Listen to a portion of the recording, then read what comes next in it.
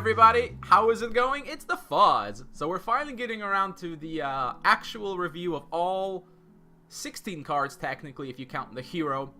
There's a little bit more cards on this list because there have been a few changes which weren't announced. Well, 2 of them were announced, but there were 2 other changes which I didn't even know about. I had to be told by people, so I tossed them in on this list. Hopefully that's all of them. Hopefully there aren't any other cards I missed. If there are, let me know. The little box below me with rating, I'm basically going to rate them on a 1 to 4 system like I did in the Valiant Dawn expansion. A rating of 1 means, oh, look at this beautiful star. I know it's kind of crappy looking, but it's the best I could come up with in the short time that I did it. It's an asterisk, but you get the idea. A rating of 1 basically means the card is not going to see any play. It's just trash, right? A rating of 2 means the card is not trash, but there's just better cards out there. Like, it's an alright card, but you look at this, yeah, I could run this, but I could run a better card. Cards like these tend to be solid in, like, limited, though. This rating means the card is good enough to be played, and it's probably going to find a spot somewhere. And this rating means the card is insane, and it's going to be, like, in every deck, or it's going to be deck-defining. Think Duke Hartsford. Yeah, something like that. So let's first get through the changes. So Call of Jalaya now shuffles itself back into the deck. This was because of Diogen, since you could search out Diogen, and then when you played Diogen, you would just get this back in your hand. And that was way too good, so now it'll shuffle itself back to your deck so you can't do it. Seems fair. Seems fair! Ha ha ha ha! Here comes meme laugh just for Jabix. Anyways, Haunt. This one, the change is now it'll summon 2 Enchained Souls instead of 1, but it'll only do it once per turn. So no more of these really stupid loops where you would put this on like Ancestor's Guide and then you sack a creature and then you just sack the Enchained Soul and you do this like 20 times and you gain 20 life and you just win the game. That was really dumb. So thankfully they changed it. It's not like it was super consistent or anything, but with Parallel Evolution it might have been. And Haunt just was that kind of card that was gonna break something. Sooner or later, there was gonna be something wrong with it. And this card actually had a lot of issues when it first came out with stuff like Zera, before Zera was changed. So, good thing this has changed. Fae of Charm now actually applies the Stupefy effect, which the Innkeeper has, which is a little bit different. This means if you play Fae of Charm and you attack, and you steal something like a Deathbound Incarnate, it will die because its base stat line is 0/0. So it will just leave the board immediately. Does this make it better? Debatable? I don't think it really changes much. Fae of Charm was never really played. Not really played much ever since its cost was made 3. But it's good that they're making this a little bit more consistent. I imagine there's going to be some amusing interactions. Let's say, what happens if you stupefy, I don't know, an Angelic Temple? I can tell you that when you stupefy an Angelic Temple, it becomes a useless artifact with no text. So, does that still attack? I don't know. It's gonna be weird, and we're gonna find out just exactly what's gonna happen with this. I didn't test like all the different interactions because it's not like Fae of Charm is seeing any play, so I don't think it was necessary. But hey, go ahead and try this with like Lamps of Zephyr or something, or with Angelic Temples and see what happens. And the last card, Reflector. Now this one, they made the cost 3, but the activation is now 2. So it's more expensive to play, but it's cheaper to chain the cards. This makes it, I think, slightly better. I still think we have the issue of reflecting the same spell multiple times with multiple reflectors, which kind of sucks, although thanks to the new Bark Convoy card, this whole deck might be complete trash because Bark Convoy can just kill spells and artifacts with such ease that this just might not work out. But I still think this card is a candidate for a slight redesign, or at the very least make it not be able to reflect the same spell with multiple reflectors. Like the spell could just be banished from your graveyard or something like that. But yeah, so that's it for just the, you know, the normal card changes. Now we're gonna get into the cards, shall we? Trigon of the past. Of the pact. I said the past. What? Anyways, one of the 2 cards I got to preview. So it's our first multicolored shrine. Obviously, it's going to be really good, not only because it lets you splash very conveniently, but it also acts as a pretty good spell. Like, giving a creature +1 attack, health, and speed. That's pretty alright. For 2 mana, that's completely fine if you need to play it that way. Not only that, Diogen can get this back from your graveyard, and New Horizons can hit this as well. And when you do that, you can just pick any of the 3 aspects. So, this gets an easy rating of 4, because if you're running these colors, I don't see any reason why you wouldn't put 4 of these in your deck. Now, the only thing that's going to have to be decided is, if you put 4 Trigons, how many shrines do you take out? Do you take out 4? Because, you know, if you Divine Offer and you need a mana and you hit this, that could be bad, right? It's almost like a missed Divine Offering, so we might change the number of shrines. You're not going to run 4 of these and 14 regular shrines. I think that's a little too low. I'm expecting like 17 shrines with 4 Trigons as what might become the standard if you're running Trigon. But no, it's a great card, obviously. Not a big surprise. Ulric. Oh, goodness me. The other card I got to preview. I got to play with it a little bit, and it's absolutely ridiculous.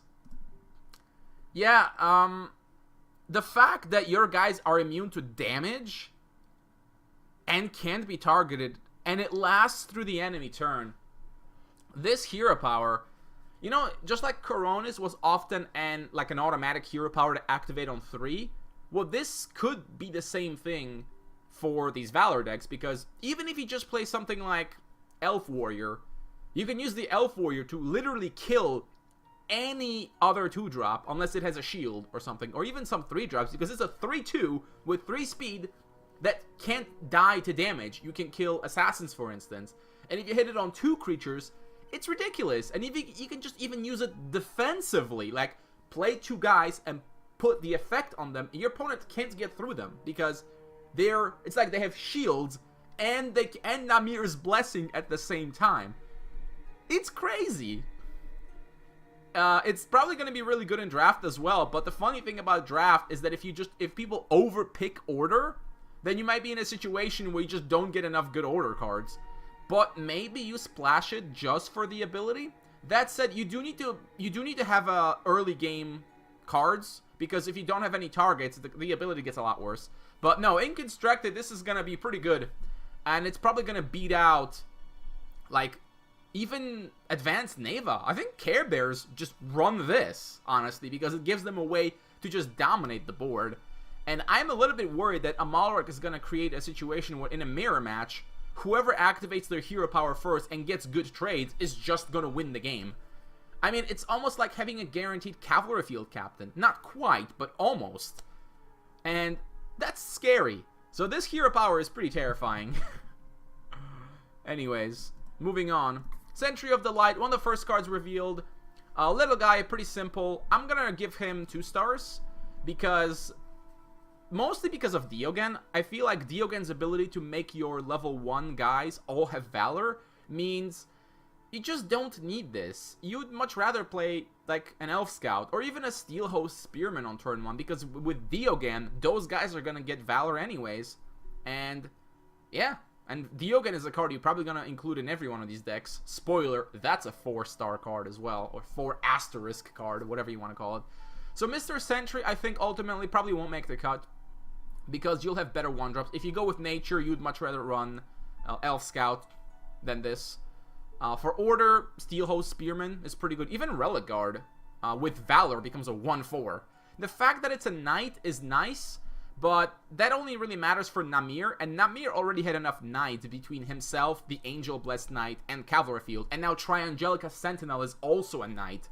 You've got plenty of Knights. You don't really need this one. But it's not a bad card. It's fine, right? I mean, it's a source of might emblems. You can just hit yourself and get a 1/2. That's alright. It's a decent all-around card, but it just doesn't quite measure up to some of the others. Holy Radiance. Now, this is a really funny rating. I'm going to give this 3 stars instead of the obvious 4. And this is partly because it is standing alongside the other cards from this expansion. So, if they just released this card, it would be an automatic 4, right? Because it's completely ridiculous. You just clear the board very easily. However, because of Bark Convoy, and maybe even possibly Unicorn, there's gonna be easy answers to this. But more importantly, a Ulric can just protect his creatures from this effect. If you play Holy Radiance, they'll just play a Ulric and protect their guys, and it'll have done nothing.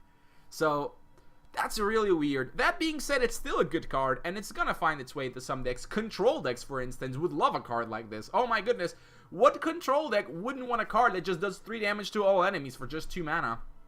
It's really good. Yeah, you might lose all your stuff, but because of the first effect where you can deal 1 damage to each enemy creatures, if you have freezing effects, just combine them with Holy Radiance. If you freeze several creatures, just bam, Holy Radiance, clear them out. It's still a really good card. It's just not as insane as it seems because of other cards. It's kind of like how in the original Valiant Dawn expansion, some cards like Prinha, which seemed insane, ended up not being so insane because there were just more insane cards. So, I mean, I don't know if Ulric will ever get nerfed. I feel like he should. At the very least, he should just not give the attack or not give the protection or something like that. But I am glad we have Holy Radiance in the game because that's a proper board clear. When you compare cards like Arrow Barrage to this, you think Arrow Barrage now looks like complete trash. Between this and Soul Projection, Order has board clears. Amazing, right? Now we just need to fix the other aspects, give them decent board clears, so that Cataclysm doesn't feel like a necessity. You know what I mean? Solid card.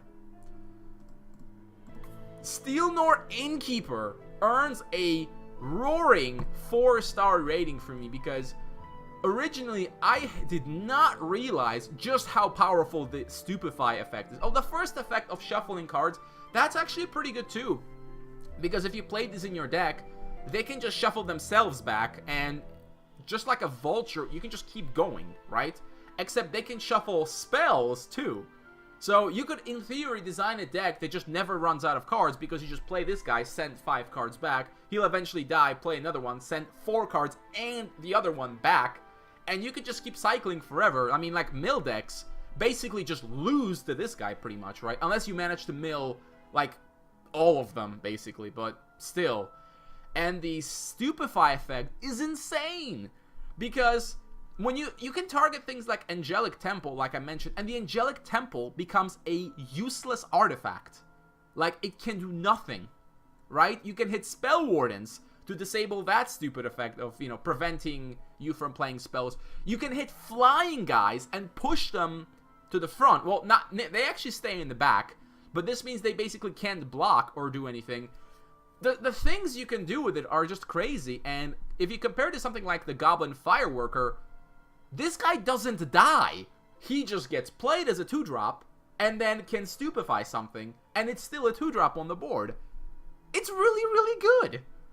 And I think it's going to be just a staple in a lot of decks. It's a soldier, which is convenient, right? If soldiers want to start playing around, they're going to run this card, obviously. Now, notable, Stupefy does not remove things like Might Emblems and Shields, which are, well, Shield Emblems, because those things are not part of the card. It clears the text of the card. So, for instance, something like Deathbound Incarnate, its stats are entirely determined by its text. You remove the text, and yeah, the thing just dies. Pretty good, right? It's a great card. The flexibility is amazing, and you really don't lose much by including this card in your deck. And I don't know if they're ever going to release a card with, like, really big stats, but, like, a negative effect. Oh, wait, they already have. Like, there is that 2-mana 4/4 Slave. You can just Stupefy it, then it's no longer a slave. You can Stupefy, well, Minotaur has 1 speed by default, so that's kind of edgy, actually. But Stupefying the Ogre Captive makes it a 4/4. That's pretty cool. I'm not saying that's going to be relevant or anything, but it's an option. A card like this, like, it can only get better over time. It is our first real silence effect, and it's pretty damn good. That's why I get such a high rating. A lot higher than I originally thought. Temple Guard, this is the other Order 2-drop. It's another soldier. I'm giving this one 3. reluctantly because the protected is actually really nice. The stat line seems a bit weird, but because he has 3 attack, he trades pretty well with pretty much anything. And protective means he doesn't die to crap like Blood-Seeking Mutant, right? He could still die to Fire Blast.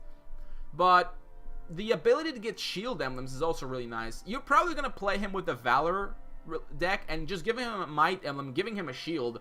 That's really good. A 3-1 protected shield. That's a real pain in the ass to deal with. And you can just keep giving him shields. And yeah, if you play him with Diogen, he just comes into play and shields himself immediately. It's a solid 2-drop. And it's also a soldier. Soldiers get 2 really good 2-drops. So if soldiers want to make a comeback, now is the time. Because they can certainly benefit from Valor, since if a militia gets a Might emblem, it becomes like a golem. Pretty good. But you probably play a Ulric anyways, because a Ulric is crazy. Companion of the Heavens earns a 2-star rating. I was thinking about this one, but I ended up ultimately cutting it from my deck. It's obviously not a bad card. It's just that it's competing with Angelica Sentinel, which is, well, better, really, because of that effect. Valor 3 is pretty nice. But, again, between this and the Master Archer, you can't run this many cards in this mana slot. But in draft, if you manage to pick it up, it's going to be great. I mean, it's basically like a 5/5. It is also flying, which is really nice. But you have to have at least 2 creatures on the board to get real value out of him. If you only have 1 other creature, it's not as good. So, Mr. Companion, even though it's a badass looking lion, I think ultimately just might have to give up his spot in a deck to better cards. And also, the Angelica Sentinel is a knight. That might be relevant, whereas this guy doesn't have a tag at all. But it's a cool card. Like, it's basically a vanilla card, kind of. But it's really solid. So speaking of insane cards, Mr. Angelica Sentinel, similar to the Companion, but he has a better stat line. But it's the effect. Protecting himself and your other stuff from effects basically means once you have a decent board going, your board can never die. Like, between him and a Ulric, I feel like you don't even need to run anything but these Valor creatures because they just protect each other. Master Archer lets you hit the back row. Then you've got the Trigon, which lets you buff yourself further. You can protect yourself from damage. You've got Bark Convoy to deal with spells. It's like such a self-sufficient deck. Needlessly to say, Angelica Sentinel gets a 4-star rating. Because, like, this is the worst nightmare of, like, control decks. Because they can't necessarily kill it so easily. And I think he might result in a downfall of Dominion control decks. Because Cataclysm is just useless against him. Although, maybe we're going to see a rise of different control decks. Ones that rely more on, like, more singular effects. To just constantly ping the Angelica Sentinel to remove his emblems. If you manage to protect this guy with a Ulric, it's pretty much impossible to kill outside of, like, Infernal Tribute. So this is the card you're going to want to run in the 5-drop slot, alongside possibly Master Archer.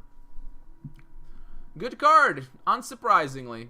And it's a knight. Namir is really happy with this. Parallel Evolution is easily my favorite card of this expansion. I actually got a chance to play with it a little bit in a draft, and it was trials, and it was so awesome. Highlights include transforming a Orite into an 8/8 crab and then smashing my opponent's face with it for 16 damage total. Other highlights include transforming him into a Bedeviled Fiend and then killing a creature and then doing 10 more face damage in the next 2 turns. Did I mention it also draws a card? It's really good. But I'm actually only going to give it a 3-star because while it's a really, really cool card, the Valor deck is so strong, I feel that they don't need this really.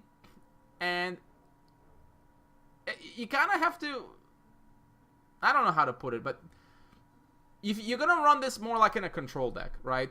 Because if you're playing aggressively, you probably can't do anything with this because your creatures are probably good, and so you don't want to evolve enemy creatures like into your creatures. Probably. I mean, or you could just run them over with minions. You don't really need it. But a more controlling deck, or like a reanimate deck, could use this to transform enemy creatures into, say, I don't know, Void Touch Subordinates or something like that. This card may end up being 4-star. It's just, it's gonna take a clever mind to come up with something really awesome. I actually do hope it's a really played card because it's awesome. And it's uncommon, so you're gonna see it in draft, which is great. If you see this in draft, you should pick this card, by the way. It's one of the best cards you can get. Card draw into removal, and it's amazing flexibility. Anyways, Arcadian Visionary, it's kind of like a one-time Djinn. You look at top 5 cards and most likely get an action. I say most likely because you're gonna put it into a deck where you stack your deck with actions that are valid targets for this. So the action has to have the same aspect as your hero. So you're either gonna play it in a Wisdom deck with, let's say, Advanced Darius and search for Power Discharges, Flash Freezes, Snowstorms, New Horizons, and Ancient Wisdoms. Or in a Dominion deck and search for Cataclysms, Power Surges, Soul Flames, etc. Maybe in a Rage deck to search for Fireballs and stuff. I don't know. I'm actually only going to give this, I think, 2. Just because, while it's certainly a nice card, like, Wisdom has a lot of card draw already. Like, you've got Ancient Wisdom. You know what? I'm going to reluctantly upgrade my rating to 3. Because it is a little bit better than Ancient Wisdom in the sense that you get a creature on the board as well. And if you're racing against aggro, that creature could take an attack, right? That'll give you some life, whereas Ancient Wisdom doesn't. And you get to choose one of 5 cards. And if you're playing this deck, you probably just stacked it with, like, all good cards that you can search for, right? Probably have at least, like, 15 or more valid targets. And if you look at the top 5, you're gonna find one most of the time. Most of the time. Although, when I tried this in Limited, it wasn't as good. But that's because in Limited, you can't really stack your deck with a lot of spells of the same aspect. So, this card is a little bit more difficult to use. But it seems like a good fit for, like, a Wisdom control deck. To just search for more of these useful cards. Because Wisdom has a lot of good cards they can search out. And, of course, this card has potential in the future with if we ever get more control tools. Because ideally, it's going to be a draw card basically always, or almost always, just like Djinn, except Djinn only looks at top 3, but it can do it every turn, but Djinn is a 5-drop, this is a 3-drop. That's a cool card. Timea, the Mage Wanderer, this is the Wisdom Valor card. Some people said, oh my god, this makes Library Guard look so bad, but not quite, because it's worse by itself, since if you have no target, it's just a 2-3 without the card draw. If you hit even one creature with it, though, it's probably better than Library Guards, because you got a 2-3, more like a 3-4 if you think about it, and if that creature hits face, you also draw a card. Now, of course, you'd have to hit face, but you're probably playing it in that Valor deck, where you're gonna have a board protected by your Sentinels and Ulric's Hero Power. And you probably already have cards with Might Emblems on them. So Timea should be able to draw cards. I think I'm going to give her 3 stars. I definitely think she deserves a spot in the Valor decks. But I think probably only in like the Valor decks. Fun interaction with her is the Reincarnation Spirit. Where if the Reincarnation Spirit attacks face, and it gives her Might Emblem. That means that when it dies, you can just replay it with a Might Emblem. In general, Reincarnation Spirit has some cute synergies with a lot of these Valor cards. Or with like Diogen, you can just immediately play it and buff itself. Although, you probably wouldn't want that. You want the Spirit to die and then be brought back. Now, I'm not even sure if the Spirit's going to be played in that deck. But yeah, it's going to be a good card. It gives the deck some card draw, which is good. Maybe I should even call it a 4-star card. Maybe. But it seems like when you get a lot of value out of her, you're already, like, winning. So, it's a bit win more. But if you are ahead and you play her, you probably just super win. And extra 2 Valor is just always good. Stack more Might Emblems. Send that. Tidal Wave. So, we said goodbye to Tornado Outbreak and welcome Tidal Wave. And it even draws a card. Well, the effect is actually not that powerful. It's certainly not bad, but it's not that powerful. It's obviously not the same as Outbreak because the creature doesn't have to be... Your opponent doesn't have to pay mana to replay it. He just moves it right back. You can also use it to pull flyers forward. That's pretty cool. I'm actually not sure what to rate it. I would kind of want to rate it 2.5, but I'm going to give it 2 and not 3 because of Master Archer, who I feel will allow you to attack back row much more effectively. And instead of playing cards like this to contest the board, you will have better ways to do it. You probably want to focus more on just buffing your existing creatures. Not to mention a Ulric can help you dominate the board pretty well. But I may end up being wrong on this one. I mean, it's a 1-mana redraw, right? So it's difficult to imagine that a card like this doesn't see play. Like in draft, it's going to be really good, for instance. Well, pretty good. But the effect is not that great. Like, the card draw is nice, but usually when you were playing Outbreak, you were playing it and gaining massive tempo and frequently getting free trades with it. You can do the same with the Tidal Wave, but because the creature, you know, doesn't leave the board, it's not quite the same. But again, I feel like I may be wrong. It's just when I built a kind of like a prototype Valor deck, I didn't really find room for this card because I just didn't think it was necessary. But if the deck evolves, if other people start playing these kinds of cards, Tidal Wave might end up being necessary as a way to kind of get tempo. If you can push back a big creature and stop it from attacking, that might be worth it, card draw or not, right? But in those decks, you would run Outbreak certainly much more than this because you can remove a lot of tempo by just sending the creature back, and then, like, let's say this allows you to kill something else. But it's a cool card, so we move on. Maybe I'm wrong about this one. Bark Convoy. Oh, goodness me. So it's like Unicorn all over again. It comes in as a 3/3, and then you can just destroy any spell or artifact. Not only that, since you're playing it in a Valor deck most likely, you can reload it and destroy more spells and artifacts. Isn't that wonderful? So I'm gonna give this a 4-star because I feel like it gives Valor decks like an answer to any spell or artifact. Like, they can kill stuff like Grand Reunions very easily with this without even losing it. And because it comes in with a Might emblem already, it'll immediately synergize with something like Master Archer and Timea, for instance. It's a good card. It's a great card. It's an elf, which probably doesn't really matter that much. But hey, if you ever want to make an elf deck someday, then this is a good card to consider. It's at worst like a 3/3 with 2 speed for the cost. That's not that bad. And, you know, just like the Innkeeper, you can destroy any spell or artifact, and you can do it multiple times. So, yep. Hooray. Like, it's a card like this that's starting to make it look like you could just build a deck with nothing but creatures. Do you even need removal anymore? Your board is going to be so insanely strong, and you've got this that, yeah. Not to mention, when we get to Dwarven Mortar, that's another creature that basically acts like removal. Yeah, maybe we'll just see a 40 creature deck. Actually, when I was building my prototype deck, I was just cutting more and more spells out because, like, I just didn't think they were necessary. And we'll have to see how that works out, but I do think Bar Convoy is pretty ridiculous. And it gives now nature has the ultimate answer to spells and artifacts, even if you aren't playing in a Valor deck. Like, it's still good, right? Like, it's a decent creature, decent stat line, with a very useful effect that, you know, will get you out of a lot of trouble. Blowing up Grand Reunions, that's a big deal. Blowing up Reflectors, that's a big deal. Blowing up Restless Tombs, pretty good still. You know, Overchargers, Helms of Dominion, you name it, right? Just blow them all up, man. Bark Convoy. Also Lamps. Oh, and Angelic Temples. Oh my god. Seriously, I'm getting Unicorn flashbacks with this guy. Though admittedly, Unicorn was a 3-mana 3-drop, whereas this is a lot slower than Unicorn. Thank God for that. But it's reusable. Anyway, Master Archer.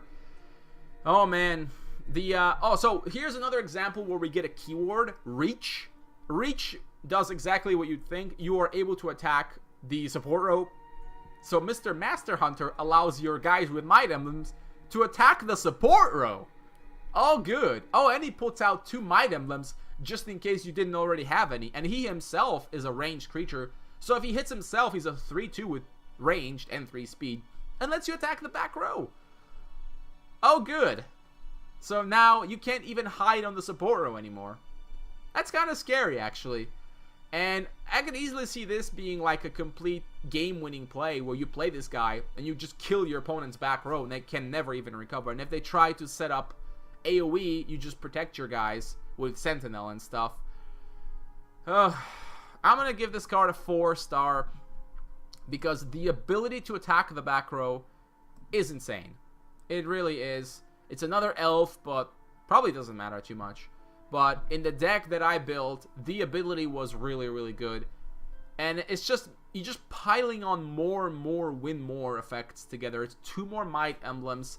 And now your guys can draw cards with Timea. They get reach with this guy, and they're protected by the Sentinel.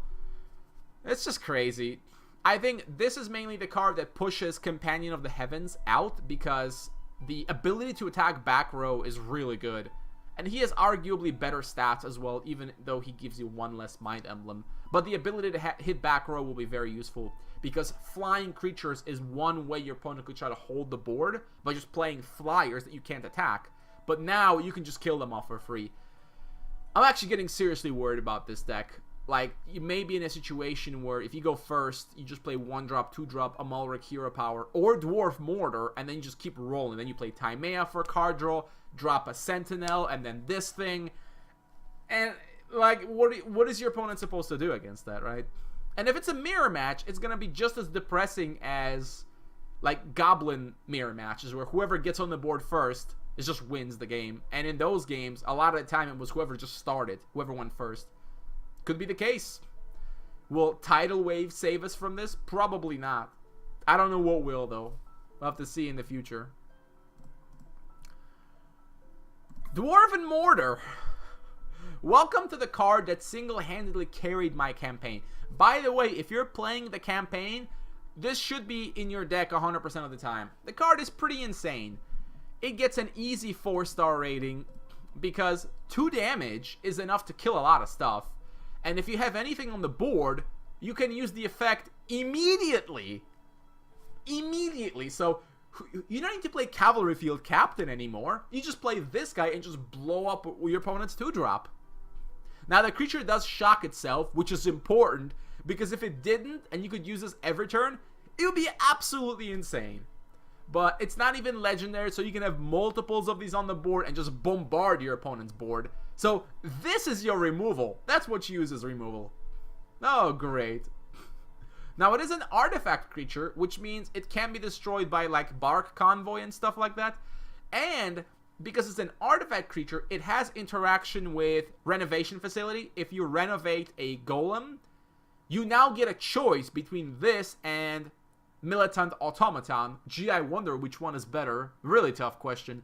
So this card is actually an indirect buff to the artifact creature decks, because they don't even have to run order. I mean, they could, because they want to run this card, but they don't even have to. So yeah, this card is pretty nuts. Like Care Bears, which is a deck we were discussing about maybe being very powerful with all the new cards. Well, you know what Care Bears have a lot of? 2/2s. You know what Dwarven Mortar kills a lot of? 2/2s. So yeah, the card is great. If you can freeze something ahead of time, boom. Yeah, play Frost Elemental and then play this, instant removal. Yeah, it's great. It's weird that it's Wisdom and Order, considering it's a bunch of dudes with cannons. It seems like it should be like Order and Rage, right? That's a very strange choice, but yeah, it's great. And the last card, Diogen the Wandering Pilgrim, is another 4-star card.